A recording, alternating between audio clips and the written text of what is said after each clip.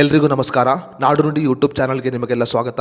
ಸ್ನೇಹಿತರೆ, ನೀವು ಕೂಡ ಪಾನ್ ಕಾರ್ಡ್ ಬಳಕೆ ಮಾಡುತ್ತಿದ್ದರೆ ಮುಂದಿನ 24 ಗಂಟೆಯಲ್ಲಿ ನೀವು ಈ ಕೆಲಸವನ್ನು ಕಡ್ಡಾಯವಾಗಿ ಮಾಡಿಕೊಳ್ಳಬೇಕು.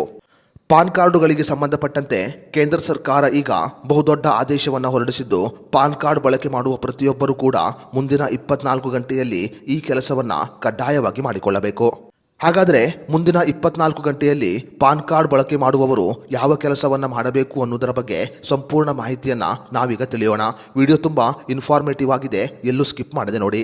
ಇತ್ತೀಚೆಗೆ ಸಾಕಷ್ಟು ವಂಚಕರು ಬೇರೆಯವರ ಪಾನ್ ಕಾರ್ಡುಗಳನ್ನು ಬಳಕೆ ಮಾಡಿಕೊಂಡು ಬ್ಯಾಂಕುಗಳಿಂದ ಸಾಲವನ್ನು ಪಡೆದುಕೊಳ್ಳುತ್ತಿರುವುದು ಈಗ ಕೇಂದ್ರ ಸರ್ಕಾರದ ಗಮನಕ್ಕೆ ಬಂದಿದೆ.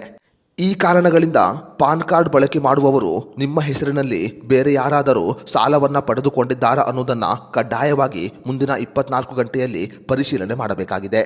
ಸಾಮಾನ್ಯವಾಗಿ ಹಣಕಾಸಿನ ವಹಿವಾಟು ಮಾಡುವ ಪ್ರತಿಯೊಬ್ಬರ ಪಾನ್ ಕಾರ್ಡುಗಳನ್ನು ಸಿಬಿಲ್ ಸ್ಕೋರ್ ವರದಿಗೆ ಲಿಂಕ್ ಮಾಡಲಾಗಿರುತ್ತೆ.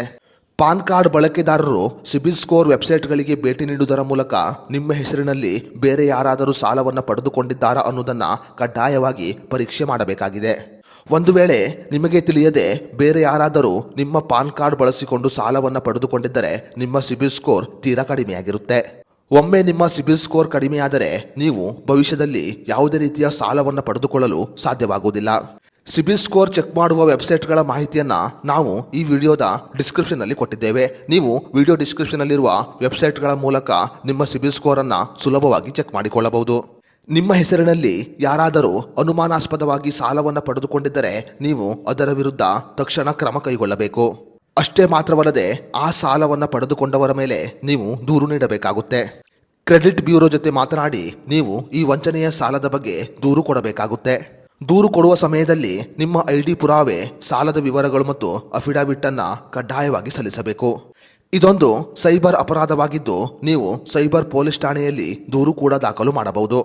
ನಿಮ್ಮ ಪಾನ್ ಕಾರ್ಡನ್ನು ದುರುಪಯೋಗ ಪಡಿಸಿಕೊಂಡಿರುವುದರ ಬಗ್ಗೆ ಪುರಾವೆಯೊಂದಿಗೆ ನೀವು ದೂರು ಸಲ್ಲಿಸಬೇಕಾಗುತ್ತೆ. ದೇಶದಲ್ಲಿ ಲಕ್ಷಾಂತರ ಪಾನ್ ಕಾರ್ಡುಗಳನ್ನು ದುರುಪಯೋಗ ಮಾಡಿಕೊಂಡು ಸಾಕಷ್ಟು ವಂಚಕರು ಸಾಲವನ್ನು ಪಡೆದುಕೊಂಡಿರುವುದು ಈಗ ಕೇಂದ್ರ ಸರ್ಕಾರದ ಗಮನಕ್ಕೆ ಬಂದಿದೆ.